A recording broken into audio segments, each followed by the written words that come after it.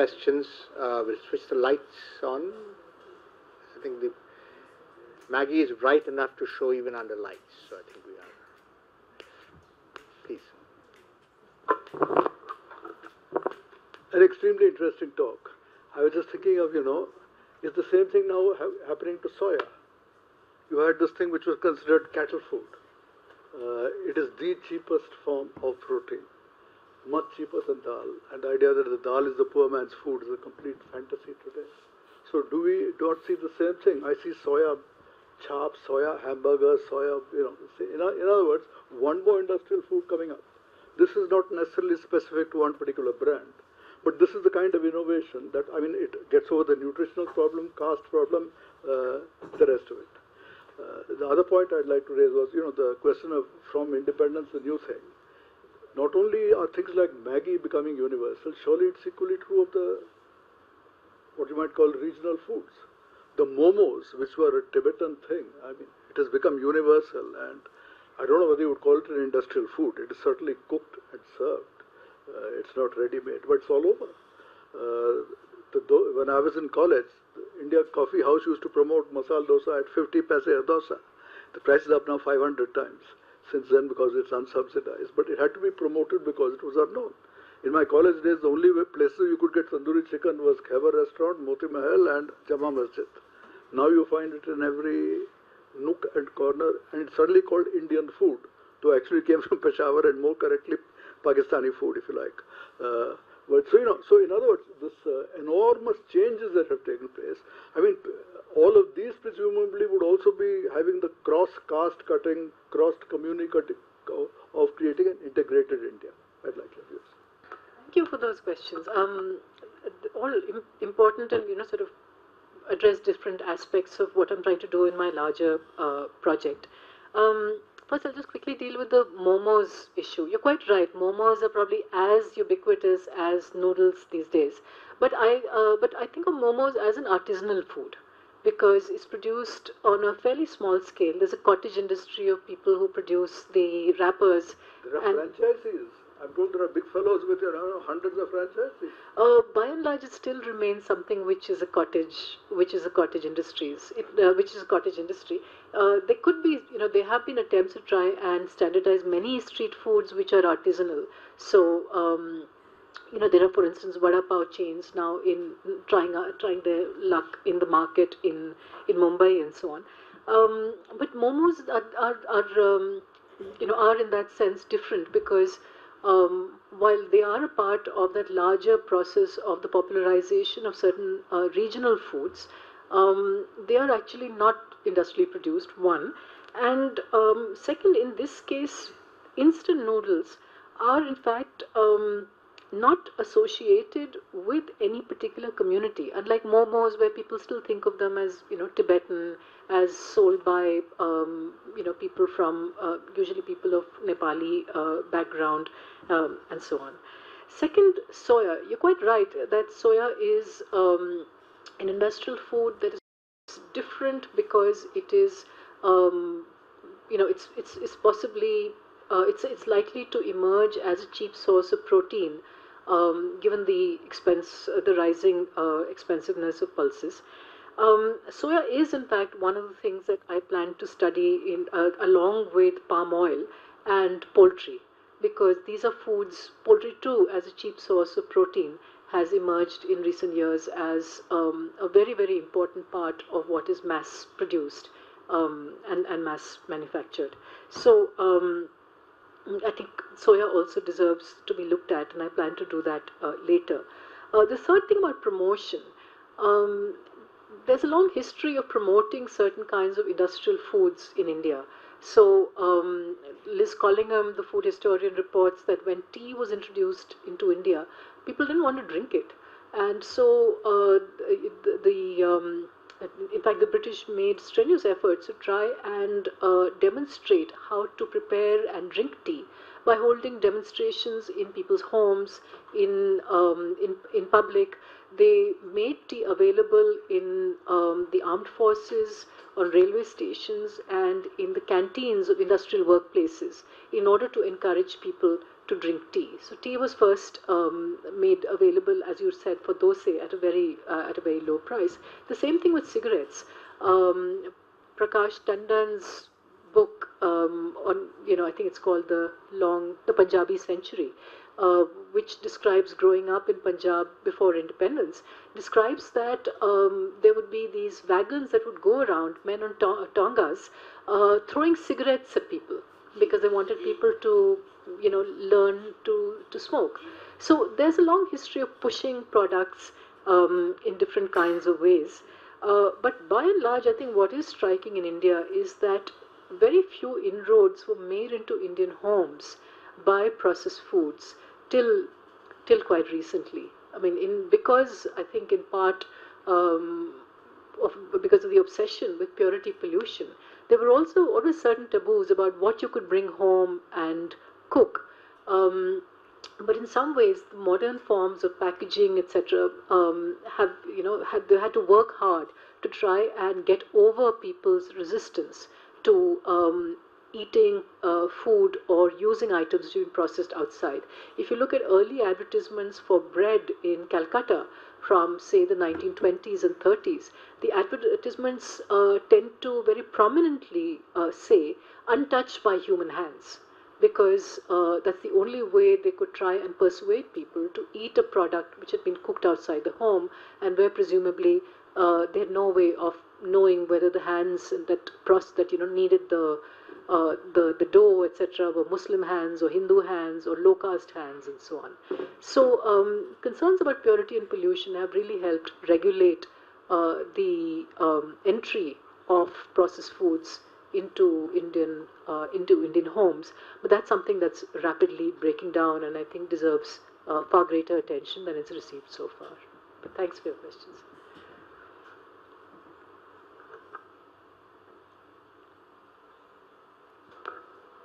There's somebody at the back.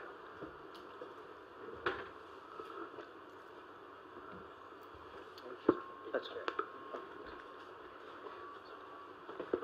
So I missed the beginning of your talk, so you may have discussed this in some detail. One of the things that's quite unique about Maggi is that its ubiquity and dominance in the market, even in the rural markets. So if I take something like potato crisps, the companies change as you go into rural India, right? Or Haldiram is pretty hard to find, actually, once you get...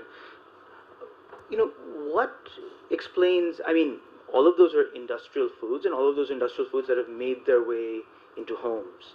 But what explains the dominance of a particular brand? Is it just superior distribution network?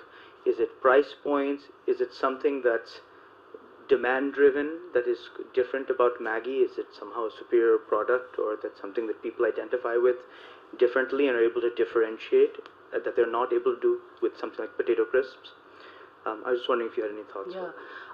Yeah, that's a question that I have been thinking about for a while. I don't have a good answer yet, because I too have noticed that if it comes to, say, potato chips, if I go to rural Madhya Pradesh, I will see brands, which are where the headquarters are based in Indore, or some. Whereas when it comes to instant noodles, it tends to be primarily Maggi and Nestle. One reason could be, and this is something that I have to actually confirm by talking to people who are on the manufacturing side. It could be the kind of capital intensive, the equipment that's required. Perhaps it's easier to set up smaller plants for manufacturing potato chips. I don't know exactly whether the technology for manufacturing noodles is something which requires greater investment and so on. But you're absolutely right that there's virtually no local noodle, instant noodle that's available. And of course, when you think of the egg noodles, or the other noodles which are used for making chow mein, they are often made locally. So the unbranded chow mein that is sold across the country is often sourced from, the vendors who prepare it. They source the noodles locally. So it could well be that there's something about the way in which that although it looks simple, that instant noodle might actually be quite a complex technological product. But it's something that I need to find out more about. So thanks. Yeah.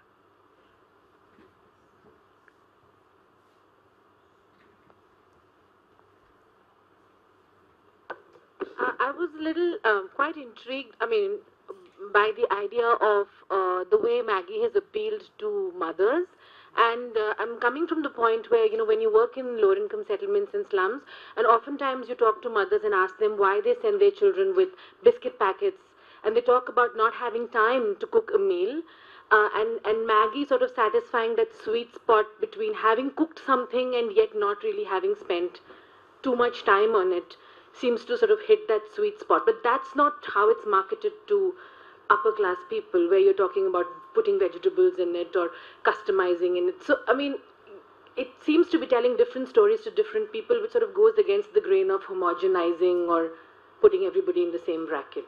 Yeah, you're right, and I think in my what I need to do much more is actually differentiate between poorer people who eat Maggie and say college students who eat Maggie on the Delhi University campus.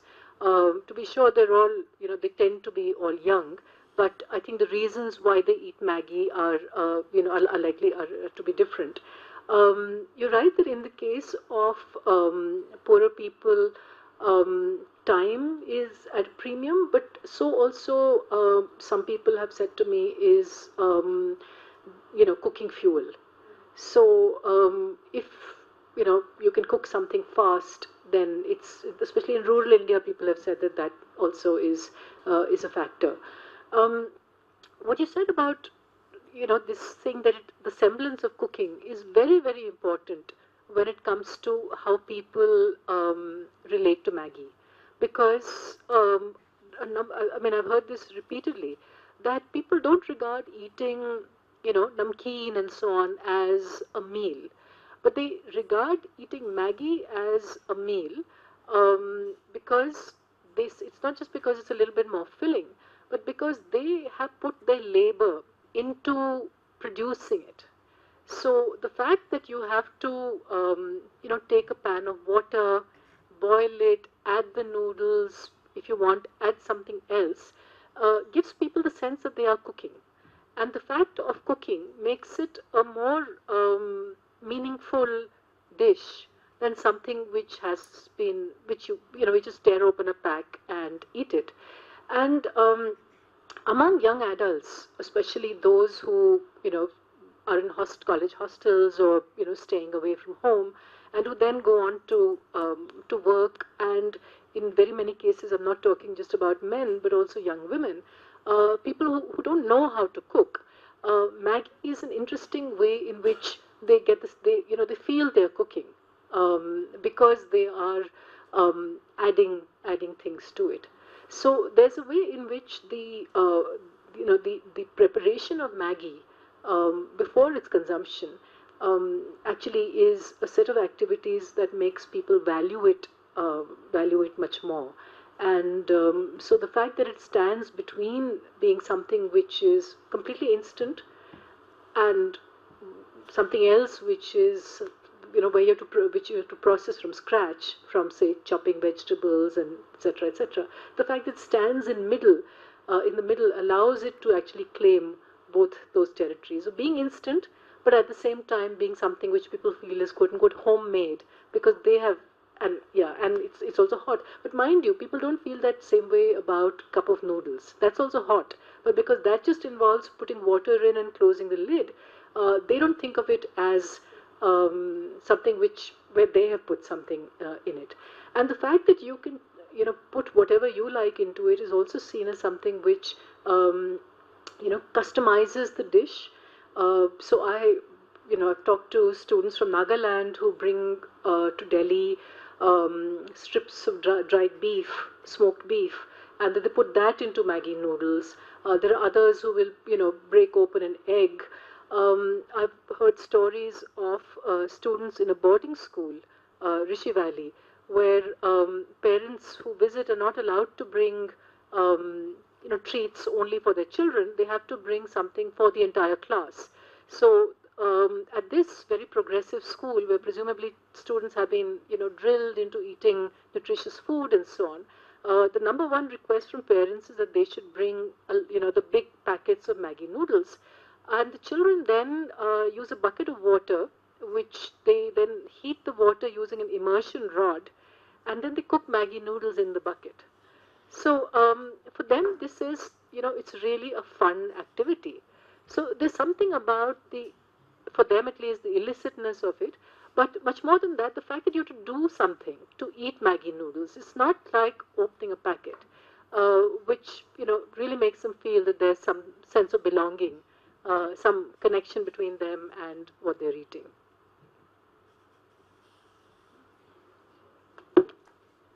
Thank you very much.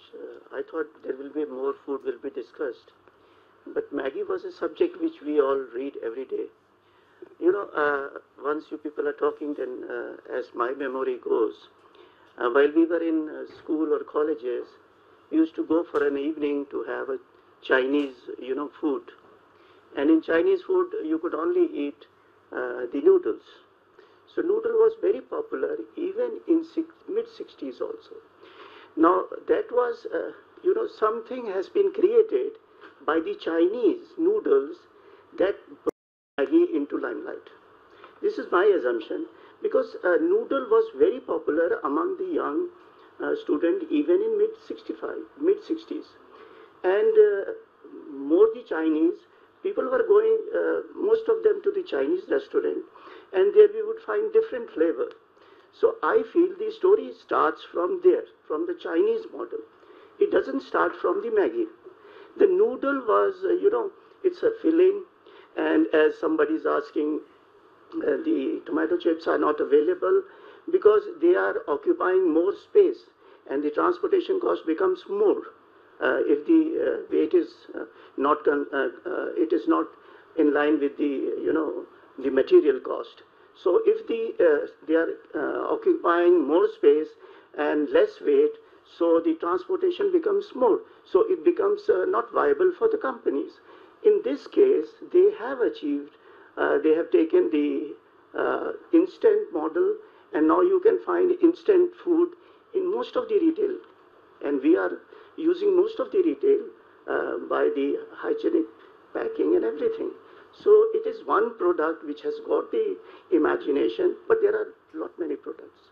So what do you say that? Yeah, I should clarify that as I said earlier, I'm using Maggi as a narrative device. It's a way of exploring the larger cultural significance of instant foods and processed foods, industrial foods in diets, and the way in which the consumption of these foods creates a sense of belonging. It creates a common pattern of consumption across class, across regions, and so on. So, I think Maggi noodles, just because they happen to be everywhere, is one way of telling that story about industrial foods and diets in India, but one could use other commodities as well. I like Maggi because it allows me to look at the politics of not only the nation but also the household, and changing demographic dynamics in terms of the importance of youth. I think often when we study social inequalities in India, we tend to focus on caste, class, regional inequalities, but the study of the family as a locus of power is something that is seen to be restricted only to people who work on gender and family. It's not seen as a larger part of politics within the nation. So that's why I think that noodles in a way tells an interesting story. But the larger story for me is really about industrial foods. Regarding the Chinese origins of noodles, it's quite true that when you look at noodles in India, the first reports one gets is of Chinese settlers in Calcutta, and within that particular area, a number of middle class Calcutta residents came to know of Chinese foods and came to know of noodles. Similarly, in Delhi, except for an elite, I think a slightly larger middle class group came to know about Chinese, so-called Chinese food, only in the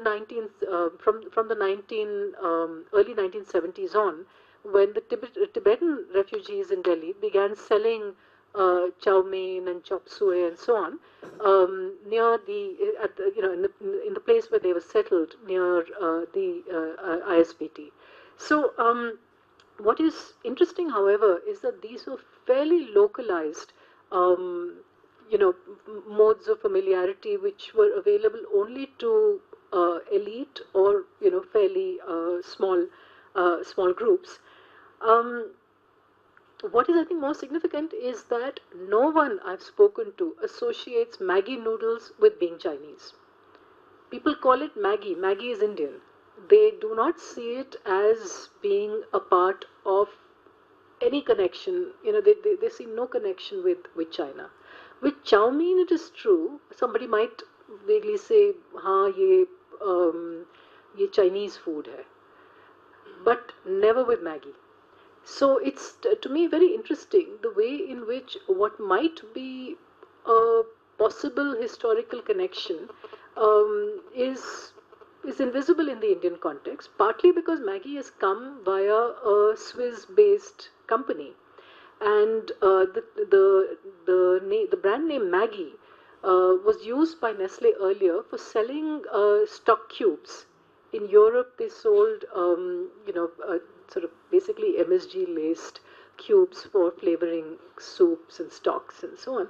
And it's in India that Nestle sold noodles under the brand name Maggi. So people, let alone thinking of it as Chinese, people don't even think of Maggi noodles in India as being part of a larger global phenomenon, which to me is interesting because unlike other, say, instant foods, the so-called fast foods, McDonald's, KFC, etc., which people do strongly associate with, this is American and so on. In the case of Maggi, even though it's made by a multinational company, people still think of it as, this is Indian. So the vernacularization of what is an industrial food produced by a multinational is, I think, a very, very interesting phenomenon. And that may also help explain why perhaps Nestle has not been able to sell Maggi noodles in other countries quite as successfully. So if you look at other countries and which brands dominate, then others, it's Nissin, it's others. So even though instant noodles are popular in a very large number of countries, they are, it's not Nestle that's making them, it's other manufacturers. Let me make an intervention. The noodles are a staple food out of flour, and when you add certain things, it becomes either Chinese or European. The noodles is perfectly a Chinese, and when you are adding anything Indian to it, it becomes Indianized. If you add anything European to it, it becomes European. So, but what I am saying that it originated from the popularity of Chinese noodle or a chow mein, which has given a global market. This is what I Yeah, no, I'm disagreeing with you because in India, all the people I've talked to about Maggi noodles see no association between the historical fact of noodles coming to India through Chinese settlers and what they're eating. So, what you're saying is historically correct, but it doesn't match the social understanding of the history. Amita, to what extent do you think that could be driven by the age of the people you're interviewing? Because if you're telling me that the large story is essentially about the youth, now, when in some senses, I'm sort of trying to remember fast to cook and good to eat, when it enters the imagination around the time of it young, it's there is, at that time that this is, we're all aware that there was Chinese, the street side Chinese stuff, and this is something that you could never compare the two, this wasn't good stuff. But over time, this is separated out completely from the Chinese food as you know it and has become a food character of its own. And I'm wondering if you started interviewing parents or whatever people of our age who sort of remember Maggi sort of coming in, would the answer be different? Is it that it's sort of lost in time kind of story, whereas for 2025 something there is absolutely no connection whatsoever with the China and the noodles and the Chinese noodle story. Whereas when this thing first caught on, it sort of was a very cheap or rather a quick imitation of this other fast food which was there but which required a lot more work and processing than we were able to do because you had to boil the stuff and do a lot more of the stuff that needed to be done. So is there a possibility that that could be happening? Well, the thing is that when it comes to the unbranded noodles in the market, chow mein, as you know, I showed some pictures of a street vendor making those noodles. People make that association. Even young people will say, "Get the Chinese hai." Yeah. But in a sense, for the young people, there's no connection between that noodles and Maggie anymore. Well, to the extent that they recognize that both are noodles, Yeah, but there is. But they're not. The China story is just not there at all. I mean, there is no. In the case of Maggie, yeah. In the case of Maggie. Yeah. Yeah. Shambhav, I'm going to hold off on that because that lady seems very eager to ask. So, just hang on a second. We'll take both of you together. In many parts of India, Maggi was the first noodles. For example, I was in Visakhapatnam in 84, 85. Maggi was the noodles. We go and say Maggi, like Colgate, you don't say toothpaste in most rural areas, you say, give me Colgate. Later, chow mein came, but chow mein had the stigma of being a roadside food, not prepared in a hygienic condition. Since this comes with a very well packaged, you can accept it. Yeah. Yeah. That's right. Yeah. Thanks. Hi, I'm Shilpanjali from Delhi. I've looked at agriculture and food systems, but food cultures is something that's really excited research interest recently. So I was just wondering whether besides Maggie, you've looked at things like maybe people going from having say fruits and vegetables to juices, and some of these cornflakes kinds of things, cereal that have dehydrated fruits, and also from vegetables to instant soups or some of these oats things that have dehydrated vegetables in them. So do you think whether this is just the values and beliefs, the change in that is convenience and taste, or is there something more driving even that kind of shift? So I was just curious. Thanks. Yeah, I haven't actually looked at that specific aspect of say you said one the change from vegetables and fruits to juices. And then you said the use of, yeah. Yeah.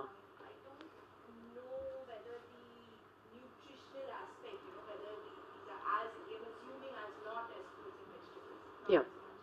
But whether it is just convenience and an ease of doing things, or whether say having a real juice thing or dehydrated fruits and Yeah. Yeah. Maggie. Well, I think one has to look at all of the claims about convenience and so on from the, in that larger context that these are claims which are actually being made by the firms who are interested in selling these things. So, the fact that people, that a lot of, words like natural and healthy are, flung about with all of these commodities is something that really needs to be looked at carefully. There are a large number of studies out of the National Institute of Nutrition that show that, for instance, fruit juices are actually loaded with sugar and so on. So the claim about convenience and is one aspect of the story, but the claim about these being healthy, partly because of the fact that they say this is hygienic, so this is healthy, is also something which needs to be looked at more carefully. And I think the larger project would be to look at the ways in which ideas of good health and the body have changed, and the way in which these ideas are more and more mediated not by the by acculturation within the family, but by the media at large. So the fact that there are, all of these articles about food and health and your body, in newspapers and magazines, on television, that there's, it's become something of an obsession among people who have the luxury to indulge in that as, as an obsession. So, that would be one different strand of work. This is, mind you, something on which there's a lot of work abroad, especially around, you know, around, say, popular diets, around the ways in which young people and their body image now becomes more and more a source of concern, and so on. And while that, I think, touches on an important set of transformations going on in India as well, I think for us to really think about food cultures, it's important that while we keep those in sight, we also look at what food means for the large numbers of people who actually don't have access to basic food, who are malnourished, who are hungry.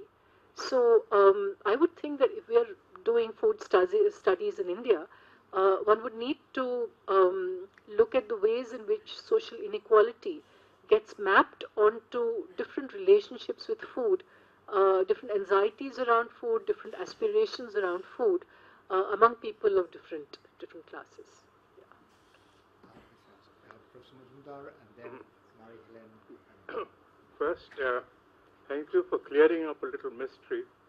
I have a granddaughter, a product of Rishi Valley School, now an adult professional who will always eat Maggie in preference to good cooked food in the house. So now I know why. But the question that I wanted to raise was your larger proposition about processed foods, its growth and consumption in the urban areas in relation to what you call consumer citizenship, aspirational models, and so on. Now, is this food different from all the things that one saw from one's childhood about imported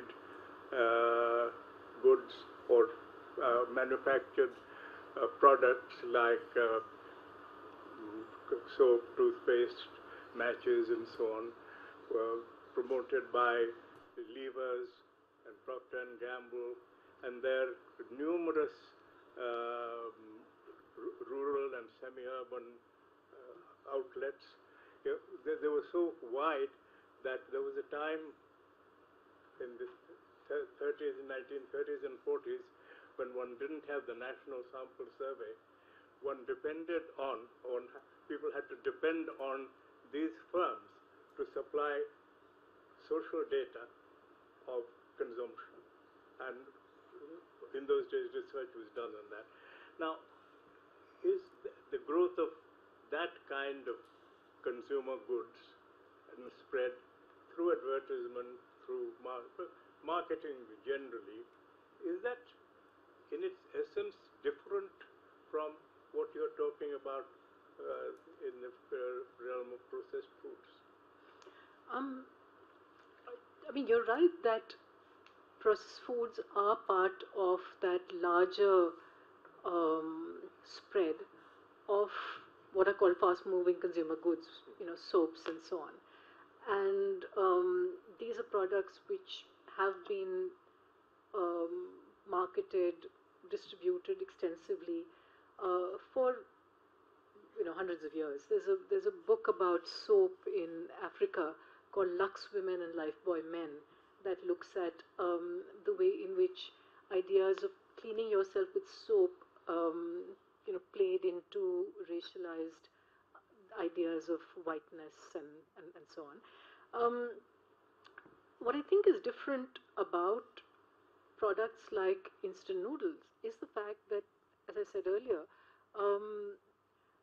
food has been the most resistant in terms of entering Indian homes. So, whereas consumer products like soap, etc., were accepted quite early on, and seem to have been accepted without there being major anxiety about their adoption. No one really thought about, oh, but we're getting rid of our homemade soap, so we're not using Rita anymore, and so on. In the case of food, there always has been a great deal of anxiety um, about adopting them, incorporating them into one's diets. So while it's true that in many ways, I suppose the structural organization of the spread of these foods is the same as that of the other kinds of consumer goods that you talked about. The way in which people have related to them, I think, has been far more freighted with ideas of cultural identity, social, the maintaining of boundaries of purity and pollution, than is the case with the other kinds of consumer goods, where it's been relatively unproblematic to start using them.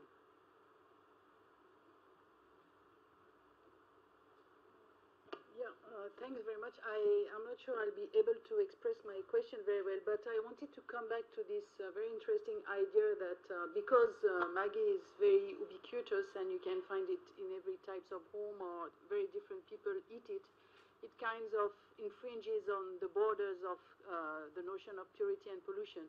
And I wanted to know whether this is something you derive from observation or whether there is a discourse or, let's say, a talk about this when you talk with people about Maggi noodles, that they tell you that this is something they can eat with people with whom they would not eat otherwise, and whether you also see that Maggi noodle maybe could play a role or not in, how do I say that, overflow in other practices, that because of Maggi noodle and maybe new habits around food, then it has an impact on other practices or not, or do you see it as an isolated phenomena? And is there a discourse by users around this, or that would be maybe differentiated across social groups or across caste groups, or that would be really interesting to have more. Yeah. Is it different from glucose biscuits? Yeah. Is that what you're saying? Yeah, yeah. But I think glucose biscuits are the very first item to make their way, in. But glucose biscuits, I don't think they tell us as much as noodles do. Um, in terms of the sociality around Maggie noodles, I think the fact that it's both eaten at home and that it's eaten outside um, makes it makes it in a way transcend that inside outside boundary which has always been a part of the purity pollution one, that you might go outside the home and eat things which you're not supposed to, but the home is a much more policed environment in terms of what you will and eat and what you will cook. So in that sense I think that Maggie, like a lot of other products, is changing sociality around food, but I think that sociality around food is being blurred anyway. So when one talks about the way in which the caste system is transforming, one sees that food-based taboos are anyway dissolving a little bit, or maybe quite a large bit whenever people eat out. In a way that wasn't the case earlier. Earlier, when people ate out, they ate in caste-specific eating houses, or they ate certain things which are processed in particular ways, such as being deep fried, so that they met the notion of being pakka foods and so on. I think those kinds of notions are anyway going. So in that sense, Maggie is not unusual. Um, I think the other way, which is to my mind more interesting to think about how Maggie participates in a politics of inclusion, is the fact that it is something which can be eaten by very poor people, as well as by people who are well off. The fact that it's advertised as being eaten by these well-dressed children with their beautiful parents in these nice homes.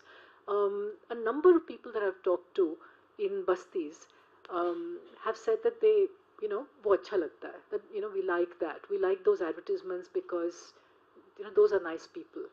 and they see a connection between eating Maggie and in some way participating in that lifestyle. So that's what I mean, that within the notion of consumer citizenship is in fact based not so much on people eating together, but on people eating the same thing. And it's that combination of the idea of selling it in small quantities, which are low priced, and the spread of the fact that it's packaged in a particular way that allows it to be transported across the country and so on. That in fact so there's these technologies of organization, of marketing and so on, that make it possible to create this sense of belonging.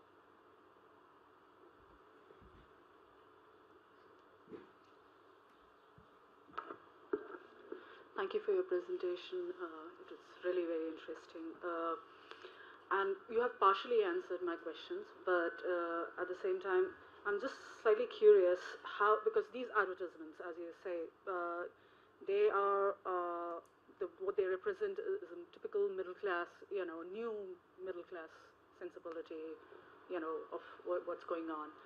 And so the new middle class, as Leela Fernandez and everybody else all have defined, are these urban, cosmopolitan citizens and all. So how does consumer citizenship, when you talk about these issues, and I feel probably somewhere Maggie would differ from, let's say, Parle biscuits, so I wonder how it works out when it moves into the rural spaces and all, because this is like urban sensibility of what it is, advertised, how does it work out in rural areas, and how will Maggie, as you showed in that small picture, why is it like being consumed there, what are they looking for, and how does it work out there? Thank you. Well, I think that rural consumers too relate to the advertisements, relate to the bright, shiny packaging,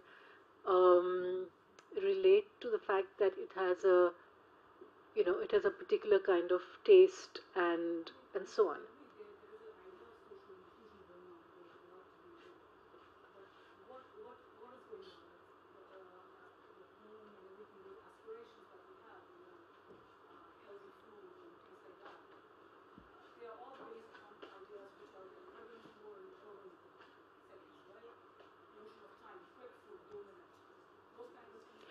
Yeah, but there I disagree, because I don't, as I said in my talk, it's not just the so-called middle classes who are eating Maggi noodles. The fact that you can buy it for 5 rupees means that.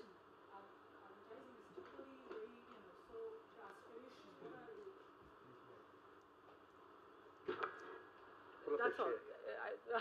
I already said it. The advertising is typically, catering to, and we have this. Not always. I mean, some of the advertising is of these middle class families, but some of the advertisement, as I said earlier, is also about fishermen in a boat, and in the boat they're cooking Maggi noodles. It's about cute little Tibetan monks all rushing up to eat Maggi. So I think what the advertising is talking about is one, the idea of an India united by eating Maggi. So unity in diversity, eat Maggi. And the second thing is that within the family, it's a way for mothers to express their love by making their child eat something that's healthy and satisfying. And it's and in the advertisement about the mother and daughter together, it's about Maggi becoming a part of the family tradition. So these are in some ways universal stories. So I don't think there's the appeal to mothers that your child is hungry and you feed him or her as soon as possible is really class specific. So I think, this is something which is probably a truism for all kinds of advertisements, but they succeed by making particular stories appear to be universal stories, so that people can then see themselves reflected in, and can participate in that fantasy by purchasing that particular product. Thank you.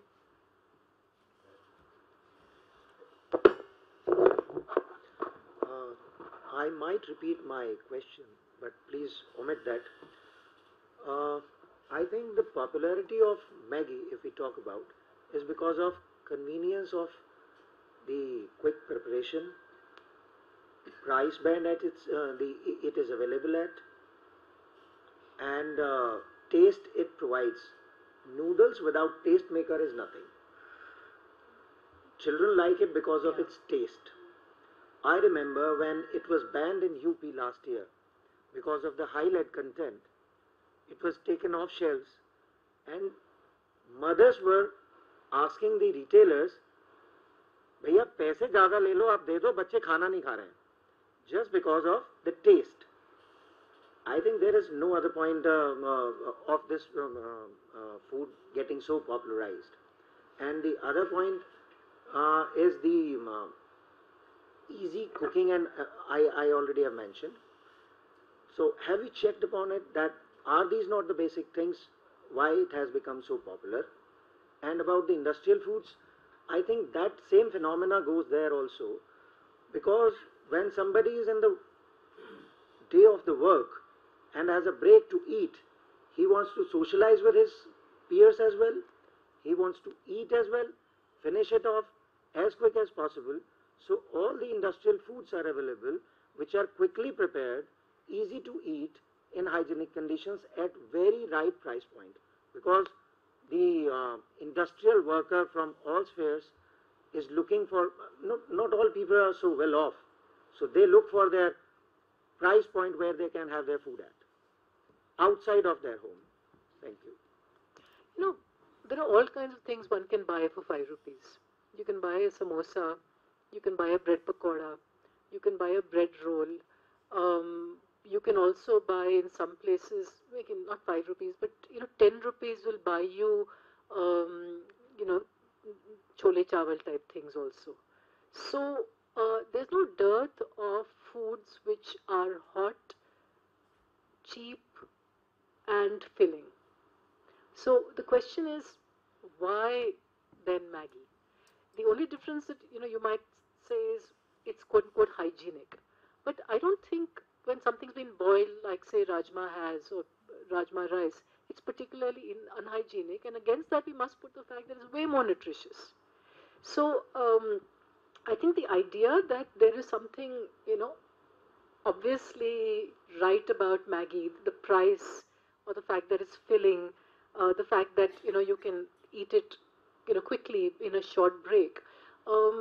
One has to then think of why is it that when there are other commodities which also fulfill all of those criteria, yet we find that it's Maggie that is popular in certain kinds of contexts. So I don't think pointing to these things really answers the question.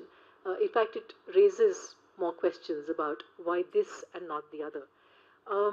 Regarding taste, the tastemaker, you're absolutely right that it's the tastemaker is central to the popularity of Maggi noodles. A lot of people have mentioned that to me, and I find it interesting that in most of India, with the exception of Eastern India, it's the vegetarian Maggi that is extremely popular. Chicken is virtually it's like really low down. Whereas in West Bengal and in the northeast states, etc., the instant noodles, they will have a pork flavor, they'll have a chicken flavor, and those actually outsell the vegetarian flavors. So while I've talked about Maggi as embodying a certain form of industrial modernity, and I've said that it is perceived by people to be free of any kinds of markers of caste or religion or regional affiliation. I still think that the kind of modernity that is being conjured up through the consumption of instant noodles like Maggi is of a particular Hindu, no, I won't say Hindu nationalist, but I want to say a dominant Indian modernity in which a lot of things which are, consumed publicly tend to be vegetarian. So, there is, in a way, clinging to this industrial product, a certain element of still having to play by an older set of rules about about purity pollution in general. So I know that's not what you asked, but I think it's an interesting element of the way in which one must think of modernity in the Indian context. That even what appears to be unmarked by so-called traditional associations actually is still, tinged with those.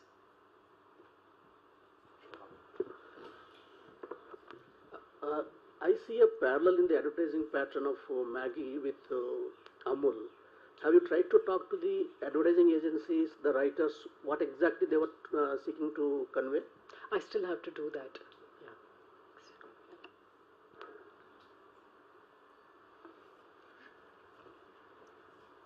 Hi.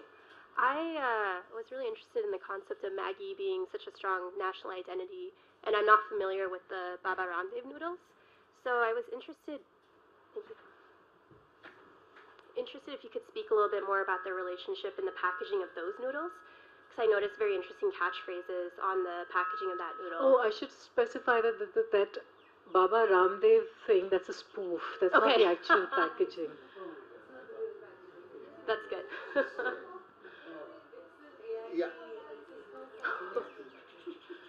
That's why it says it's a taste maker, like Vibhuti, holy ashes, and taste bhi bal bhi. I mean, just because he's got this big beard. Sorry? Yeah. But, no, because yeah. I don't know if that answers your question, but it negates a lot of the question. But still related to that, I'm wondering if the emergence of these noodles is kind of causing tension between the national identity that Maggi noodles have, and if you've done any research on this. Yeah, well, I haven't really looked at it in great detail, but the story with a lot of the products made by this Patanjali brand is that, people accept the idea that these are Swadeshi and say at least the profits aren't going out of the country when we buy this. So I don't know, I mean, people didn't necessarily say that they thought these were healthier noodles. In fact, what was interesting was how people were quick to dismiss the controversy about the unhealthiness of Maggi, on the grounds of lead being found in traces of lead being found in the tastemaker. To my mind, too, actually, that controversy was a bit of a non-starter because if you were to talk about the dubious health issues around Maggi noodles, one should focus on the noodles themselves because there's just white flour with oil and starch. So it's not.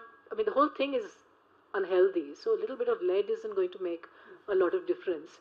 Especially, we don't know about lead in our fresh fruits and vegetables, and if they are processed in Delhi and grown along the Yamuna floodplain, they're likely to be, equally, if not more, contaminated with heavy metals. So I think all of these controversies about pesticides and lead in processed foods, need to be taken. There are other issues with these kinds of processed foods that I think are far more important from a health perspective, or from even an environmental perspective. Water used by, say, Coke or Pepsi and so on, and what it does to groundwater is more important than whether there's traces of pesticides in those products. So, Amita, I was just checking about one which you sort of finished your talk on, which is, I'm trying to get you to elaborate a little bit more on the nature in which you think consumption of Maggi is something that cuts across social identities, and what is it in your field work that sort of leads you to that, and what kinds of social identities do you think it cuts across? Because just now you spoke about the vegetarian story, so that's one part of the story, and so that's the first part. Second is, at one level, there is a lot being made out of Maggie, but it isn't really a very big thing, because it is ubiquitous, it's visible, and in some sense to me it points to the success of the marketing enterprise. Because at the end of it all, you're looking at a consumption of roughly a packet a month per household in India. That's the sort of level of consumption that you have as of now. At the same time, if you look at something that was introduced at roughly the same time, again driven partly by packaging and so on, the Tetra Pak is fruity, and you don't. And there's a lot of things that have happened with that, with the entire juice story, structures, and so on and so forth that have followed on from it. But you don't think of it in these iconic terms that you think of Maggie in that sense, right? And there, I think what I found interesting was the notion of the cooking part that you sort of added to the story. That might, to my mind, be quite central to how one constructs the story going forward. The third is, I was wondering whether you looked at the kind of communication that happened in a couple of other places. One in the near neighborhood, I mean, a place like Sri Lanka, for instance, and the other is Malaysia, which is also a very large market for Maggie. And do you see the manner in which the communication of these two, the Indian market and the Malaysian market, is it different? Is it similar? I mean, the similarity would drive from what you say with the basic international pan-human nature of kinds of things, or whether it's sort of much more customized to the aspirational story. And in that sense, I was also thinking about alternatives, and in the sense that I don't have the numbers. I was just trying to see whether I could find them. I wasn't able to. As to what is this Maggie sales structure very different across different Indian states? So Rishi Valley, of course, is. And I'm just looking at South-North in the sense that a lot of the North, sort of the bread pakoras, the samosas, are all essentially fried food, and therefore involves hot oil processing and variety of things of that sort, whereas this is essentially water and boiling and so on and so forth. So in terms of the kind of investment that you would need to sort of keep the stuff going, that's one story, whereas the same thing wouldn't apply down south when you're essentially looking at things like idlis and dosas and things of that sort, which are which don't have the same level of, let's say, oil, which is an expensive sort of medium in terms of the way it's being processed.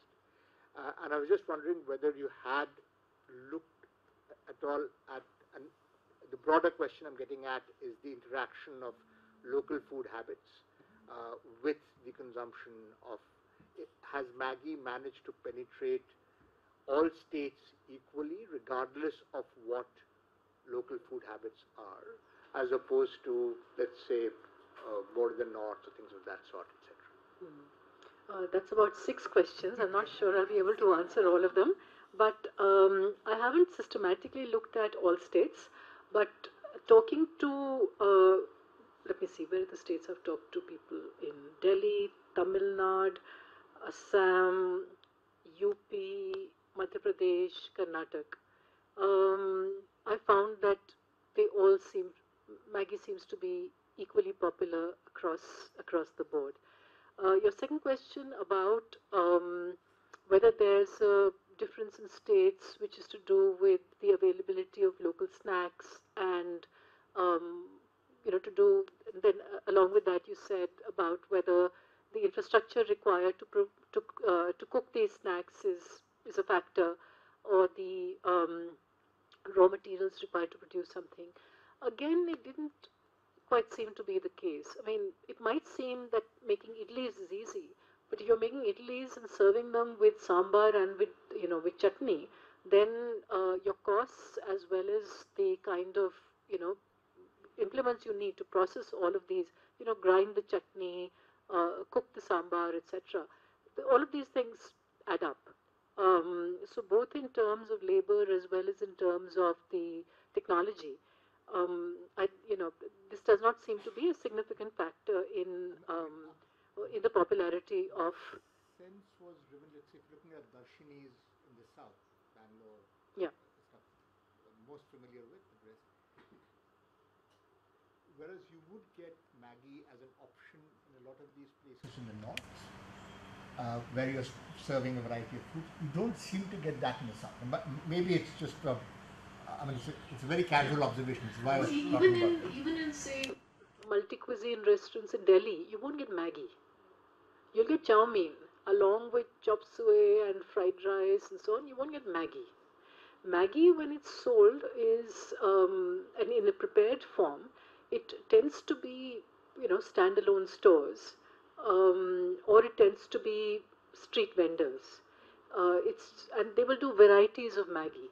Maggie doesn't feature in the sort of multi-cuisine on the multi-cuisine menu, and it's worth considering why that's the case. I mean, for me, the idea of that relationship between capitalism and citizenship is an important one to explore in the Indian case, because most of the literature that looks at the two together has seen capitalism as being antithetical to ideas of social equality, welfare, and so on. Capitalism is usually seen, and with good reason, as a predatory force when one looks at it from the point of view of social justice, environmental sustainability, and so on. That's why I find the idea of consumer citizenship intriguing, because to me, in some ways, it encapsulates the contradictions of capitalism and also helps explain the durability of capitalism, that it promises certain kinds of freedoms, but through the path of purchasing commodities produced as part of a capitalist, profit-making enterprise.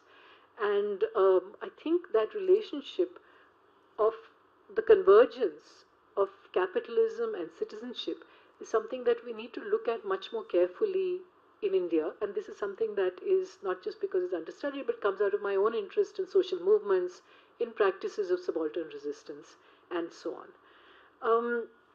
In terms of, to come to your first question, that issue of how does consumer citizenship sit with other practices of upward mobility, I think it's one strategy. I mean, other strategies of striving for greater dignity, more respectable identities, have in the past involved what sociologists have called Sanskritization, have involved other kinds of community-based assertions. So, say the way in which Dalit assertion now involves the public and conspicuous consumption of beef. The fact that beef festivals have been organized at the University of Hyderabad, which has a strong, mobilized set of Dalit students, or an attempt was made to do the same thing at JNU. There are different paths of trying to, through food, express what one is and what one wants to be.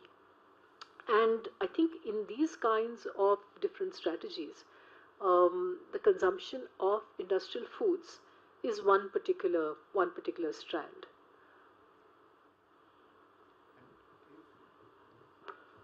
Are you saying that given the fact that a fair amount of the social segregation was implemented through food and in a variety of ways Chandrabhan's, Shyambabu's work on the kind of foods that people used to eat earlier and are able to do now, And in that context, the fact that an industrial food is of necessity identical with the other industrial food. I mean, essentially, there's no way that if an upper caste eats Maggi, it is different from if a lower caste eats Maggi, except in the sense of, and which is where I was looking at the cooking story, of how you change it in the sense that I add beef to my food and make it something else, and you add whatever, I don't know, hing to it and make it something else. But and in your conversations,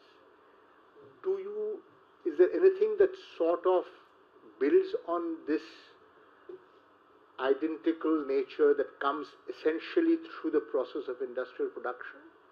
Or do you think it's a much more diffuse kind of engagement with this whole idea of upward mobility, and it's sort of seen as just one among a variety of baskets that sort of tend to equate oneself with others? I think consumption of other kinds of products is also very much part of it. Be it wearing, when I travel on the metro, for instance, now it's become much harder for me to be able to tell people of different classes apart, which used to be much easier earlier, because the ways in which people dressed, the way they groomed their hair, or the rest of their bodies, it used to be an absolute giveaway. Now I find that those kinds of distinctions of class are much harder to tell, because you have to, for instance, I see young women, they're all wearing the same kinds of jeans and tops. Sometimes it's actually body size which is the telltale difference, because you can see nutritional status from that. But going by clothes, sometimes not. Everybody's got the same earbuds in the same, they're listening to music from the same sense of cell phones and whatnot. I mean, that's a trivial example. But this is the argument that, for instance, in their study of mobile phones, Asad Doran and Robin Jeffrey also make, that these are products which, because they're big, part of their huge popularity is the way in which they act to equalize what are differences, what are otherwise quite sharp differences. So, in a sense, I think industrial foods are merely one aspect of a larger set of commodities that create possibilities for sameness, even as companies try to walk that fine line between a sameness which fetches them more money, but at the same time a sameness which can cause certain kinds of consumers to withdraw.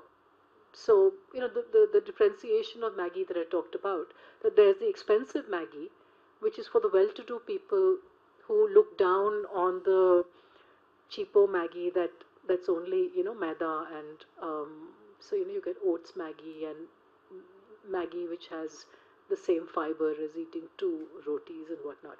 So there are processes of differentiation that aim to create distinction, that aim to cater to the distinctions that already exist in the minds of consumers, even as the attempt is to have as many people buying their product as possible.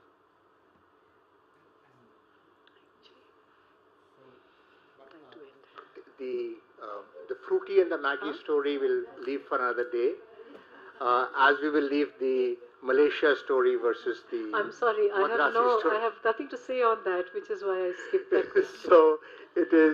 So thank you very much. I'm not quite sure we should end with the Patanjali atta noodles note on the structure, but since we have.